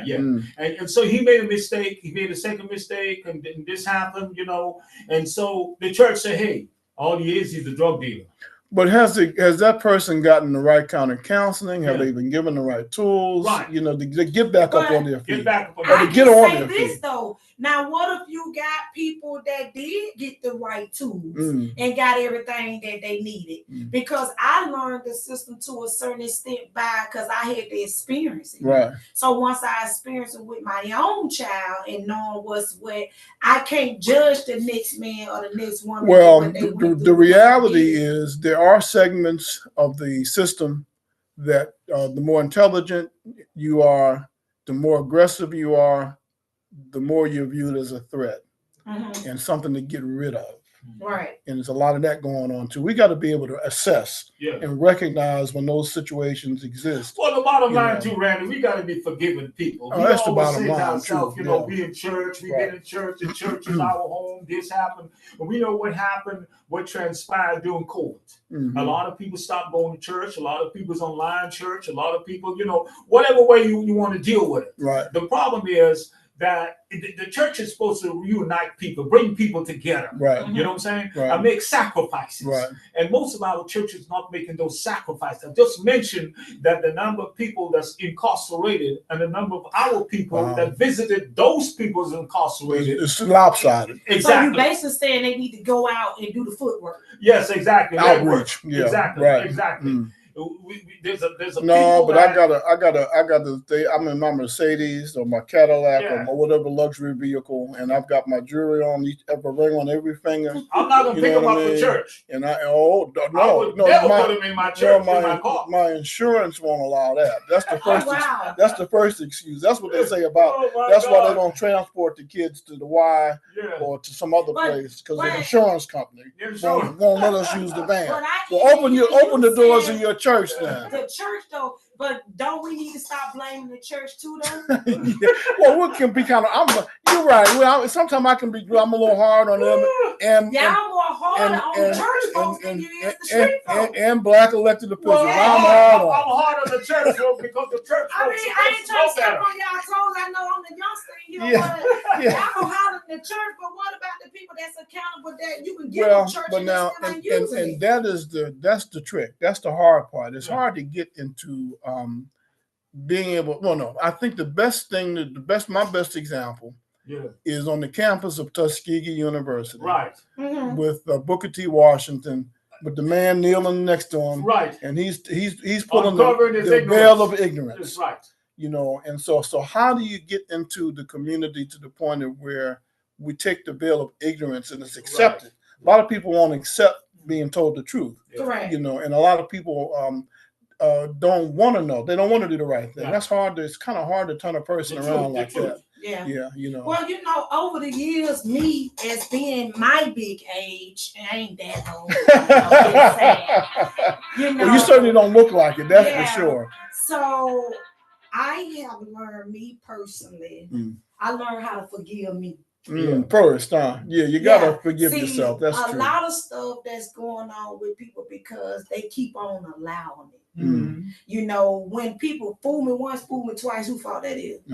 Sure. You know, you can sit in my face and tell me something all day, You're but not your actions. only a fool, whatever. That's all. What? Yeah, fool me once, fool me twice. Then what's up? Yeah. You know, because we can't keep going presenting ourselves to these people wanting so much for other people that they don't want for themselves. Yeah. We here to live a legacy to leave y'all some behind. So when y'all time come, y'all won't go through as so much when they already trying to. You don't want to get so computer operated because everybody built on a system, right? And they want everybody to go into that because they want to be able to control the They want masses. to control the narrative. Yeah, that's what they control And the the problem narrative. is with a lot of people like me, they have a problem with because I got my own mindset. Yeah, because you I think for yourself. For myself. Right. I can think a certain type You're of not way. a likable person. Yeah, nobody don't like me. You know what I'm saying? When you speak truth, they don't like They don't want to know because you ain't saying the same thing I am. Yeah, you don't think like I think. I don't think like you do because she's a problem. Let me get her out of my way. Yeah. I can never get you to agree in anything. I can agree and disagree. That doesn't mean you wrong. Right. That doesn't mean I'm wrong. But we agree to disagree. But we agree or disagree. But now it's all about is we gonna agree to make a difference in the change. So when we leave here, that we got to set up for our kids to be able to teach their kids the right thing. Because guess what? Everything that we got going on now, as we speak to this day in 2026, it's not going away. Yeah. It's not gonna go away. No, it's gonna take some grunt work to get it, to make this thing happen. So now the challenge is we put in the footwork, we set up the foundation, we write out the laws, we put everything in place, and they still break them. Then what? Well, the other problem, the elephant in the room, is mass media. You've got social media now. You've got the gaming, the games that they play with, on your computers, and then you have TikTok. Don't forget TikTok. TikTok and Facebook. And all of the other influences. Yeah. And then when you watch TV and you see what's on cable and the live streaming, and all you have to do is look at the Academy Awards and see that the top movies were one was about demons and the other was about sinners. You're sinners, right? So we're glorifying violence and sin. I haven't seen it either. I don't want to see it. I was told that you don't want to see it because spirits jump. Again, we're talking about spirits. Those things are talking about spirits, and a lot of people are being whooped because they're allowing these spirits to control them for deceit and lies and manipulation and control. And that's the problem now. So you're saying drugs is a spirit? That's a choice. Oh my goodness! Yes, gospel even is a spirit. Too much fornication is a spirit. Oh my goodness! Too much gospel is a spirit. Too much anything. Too much anything it's that not you good know for you're not you. supposed to produce is a Right. spirit. Let me give a shout out, Randy, to my friend Circuit Court Judge Colin Petway, who retired. And Judge, if you're listening by radio, Judge, we wish you the best. We sure do. I wish him the best as well. We weren't personally invited, but we heard through the grapevine, and April 4th is something at the convention center, and we're not putting it out there so everyone could be there because I believe it's only by invitation. Oh, okay. But again, Judge, on behalf of the Safe Haven Center and all our members and supporters, we want to wish you the best, our Circuit Court Judge Colin Petway. Before we forget, as we're running out of time, let's go back to reminding people about April 6th. Okay, April 6th, right. The Safe Haven Center warmly invites you to gather with us April the 6th, 2026, on the steps of City Hall to commemorate the life and legacy of Dr. Martin Luther King. His life transformed the United States, especially the city of Selma, and its pursuit of justice through nonviolence, that we seek to remember him and gun violence victims. We will release black and white balloons in memory of the anniversary of his death on April 4th, 1968 in Memphis, Tennessee. Please join us at City Hall from 12:30 to 2:30 p.m. That's on the Monday. Yeah, as we've had this conversation, I don't want to end it without stressing something really important. I think you implied or you led up to it, but love, and it begins with forgiveness. Yeah. If I can't forgive you, you may have said something to me that I didn't like. Right. You probably offended me. Right. But I'm not going to walk around and hold that. You know, the longer I hold it, the more damage I do to myself. Correct. I think hate and anger is self-destructive. Yeah. We've got to learn how to, Proverbs, there's a proverb in the Bible that says, out of the heart flow the issues of life. Mm-hmm. I keep a watch on what I let creep into my heart and my mind. Right. Mm-hmm. And if I see where I'm getting ready to go into that negative, I'm pulling that negative out. Well, a lot of people don't realize I can't say this today. And don't mean to cut you off. But you're right. It is all about love, but you know, what people fail to realize is your mind and your heart are two different things. Mm. And a lot of people, when we say conviction, they think we talking about physically behind prison walls. Mm. No, I'm talking about in here. Right. Yeah. Because sometimes you can convict yourself with your thoughts Mhm. because you got to slow the voices down. Right. You know, I don't know what you go through at night, Right. or what you face, or what you had to battle, or Mhm. what mile. Right. Some people's shoes I don't want to walk in Right. because I don't realize or knew the extent Of what they're going you had through. to go. Right. Because a lot of people are taking themselves out because of stress That's and right. things that they can't have because we made it seem like it's about materialistic things. Well, that's the problem. We, in body, I years ago I studied a martial art called Kiakito. Mhm. And the foundation, and this is what Steven Seagal practices, although he does straight technique, not the internal part. But at the end of the day, it's about body mind being in sync. Correct. Your body and mind have to be in unison. I believe that movie that used to come on, the sequel, what they called, like the guy that used to do the kung fu. Remember him? Yeah, The first thing he started out was getting the mind together. yeah. He spent hours getting this mind together. I Sure. want to say this very quickly because we talk about forgiveness. Mm-hmm. And I believe each and every one of us have a degree that we haven't really gotten there yet. Right. A lot of people It's say, not "Man, easy. I It's not I an easy forgive thing." people." A lot of people say, "Lucy, I forgive people." Yeah. But I remember this situation when these two young men was killed on the base. Mm. And I remember because this guy was a friend of mine, Harry Muhammad. Mm. He was the stepfather of these two Yeah, young men that yeah. was killed on the Right. base. Yeah. And a lot of people accuse him because he Mm. was Islamic of killing his two stepsons. Mm. And this went on for years, and Mm. they were searching to couldn't find this and all this stuff. Mm. And he had to leave Selma. He was a guy that did construction. Yeah, I know. I Because he remember. couldn't get a job I didn't know. nowhere. I didn't know. I And he didn't had know to leave that. and went back to North Carolina somewhere. Mm. And almost 20 years later, Right. I was with this guy. He was about 6'5" Yeah. tall, Harry. Mm, I I remember. was on Walmart. Mm. And this Caucasian young man that basically was his main accuser, okay, of these two young men, we walked right into him at Walmart. And Harry did this. Mm. Harry stretched out his arm Mm. and put it around this Caucasian fellow and say, "Hey man, I forgive you." What? Now I call that forgiveness. Yeah, that's With tears in his eyes. Yeah. You know, Yeah. with tears in his eyes. Yeah. He said to that young man, because we've come, the truth came to light. Right. In the case. In fact, Oh, the did guy was what you call it when you take your life? Oh, it was suicidal. No, in Alabama State Prison, the guy that was responsible for the murder. Oh goodness. Yeah. Oh. So he admitted. Yeah. He did it after he had gone to jail. Well, Yeah. Well, another thing that people, the reason why it's hard, and you mentioned it again. You talk about competing thoughts, and I studied meditation for a while. When you first start learning how to meditate, the first thing I learned, and then what they stress, is that when you try to quiet your mind, there's 100 different thoughts going through our minds at any given time. Exactly. And learning how to zero in and focus in on one particular, it's not easy. It's not. You got all kinds of distractions.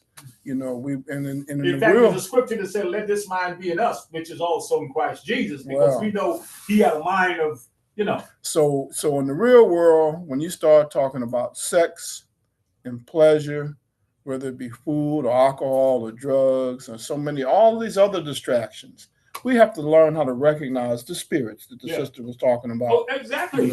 And how to deal with Because that. we can't function without You it. can't function. I mean, that's where the conviction come in. Yeah. Right. Because we say we forgive people so quick, but we really don't. Right. Because if you can go back, because somebody I'm gonna tell you who made me think about this a couple of days ago. was my daddy, Bishop Giles. Oh, okay. And I don't mean to put him in it, but I have to say this because he reminded me. Yeah. He say, I understand you want to help people. I understand you want to be an advocate for people. Right. But you got to understand, don't forget what they did. You forget what they did. Yeah. You have to remind yourself. You can forgive, but don't forget. You can forgive, but don't forget. But don't forget. That's right. Disrespect. That's right. Especially if it's still there. How they made you feel. Yeah. Especially if they ain't did no change. That's what I'm talking about. Yeah. Right. I can use my own situation as an excuse because I went through it. I can't tell you nothing if I ain't been through it. That's right. Exactly. A lot of us, we tell people stuff, but how can you get them to understand that they ain't never been through it? Exactly. The best preachers, the most effective ministers are and they're not the only ones, but many of the most effective ministers are ministers who have lived a life. They live their life. Tell their story. They know that they know the street. So what about the ones that didn't live that life and they still doing? So you saying that they don't have a voice because they didn't live that life? No, but the thing is, the question becomes: where are they? Where is the most appropriate place for them to serve? Correct. What are they good at? Correct. We have to figure out who's good at what. But we're in a culture right now where you got when you've got people out there who are. I'll give an example. I'll use Bloody Sunday, and I remember for years, people who have put nothing into the movement will be the first ones to want to be on the front line. In the front line, marching across the bridge. Marching across the bridge. They specialize in getting in front of the media. Right. And a lot of the people who have done the work and who's doing the grunt work they push them back. Yeah. And it's the same. And then we buy into it by electing and continuing to re-elect people and put them back in office when they're not doing their job. Who have not done anything. That's our fault. Yeah. It's my fault. And that's where I go about with no offense again. The age gap of a difference. Like they feel like, oh, you new to this, you can't tell us nothing. You gotta come on and learn something new. How come I can't when I'm in the streets walking just like you live? Right. I see it every day. See, that's a closed mind, because I'm still learning. I learn something new we all still learn on a regular basis, but I keep I try to keep an open mind. I've been doing this work 30-some years. And you're still learning. I'm not bragging about this. Right. If you know me in Alabama, when I go through these streets, whether it's here in New York City, wherever I go, right. Most of the people who recognize me is people who met me in that confinement, in the courtroom, in the prison, in the federal prison, wherever. Wow. Okay, and so the first thing they come up to me and say, most of them, and say, "Man, I thank you." Yeah. I'm saying, what is your website and your I'm podcast? Davis with the Real Talk. Real Talk. You can find me on Facebook at Cassandra Davis with Real Talk. You can find me on YouTube as Chosen One with the Real Talk. You can find me on TikTok with the Real Talk. You can also find me on Lemon 8 with the Real Talk. And then and the reason why I do Real Talk because I was stepping in the gap of saying that if I can go through some struggles and I can come out on top, so can you. So can you. Yeah, I may add you a link. I'll put that link to the selmapostherald.com. Reverend Bowen, thank you so much for bringing her. This is not the last time. We'll be back. I speak for the youth. I speak for the ones that don't have a voice. I got you. And that's needed. They need it. I'm trying to get her to come on the 6th. Yeah. Okay, you're not busy. Yeah. You already told me I had to write it down. Well, thank you guys for coming. Thank you for having me. Yeah, I enjoyed meeting you. And so again, keep up the good work. Again, right? Well, that's going to do it for us. I'll see you Sunday morning. I'll be doing gospel at 9:30. But the good Lord willing, I'll see you Monday morning. Thank you so much. Yes, sir. Thank you. Yeah, okay. And I'll see you Monday morning, 6 o'clock for the Great Awakening, 8:05 for Viewpoint. You have yourself a safe and enjoyable weekend and day, and enjoy this weather. It's 10 o'clock.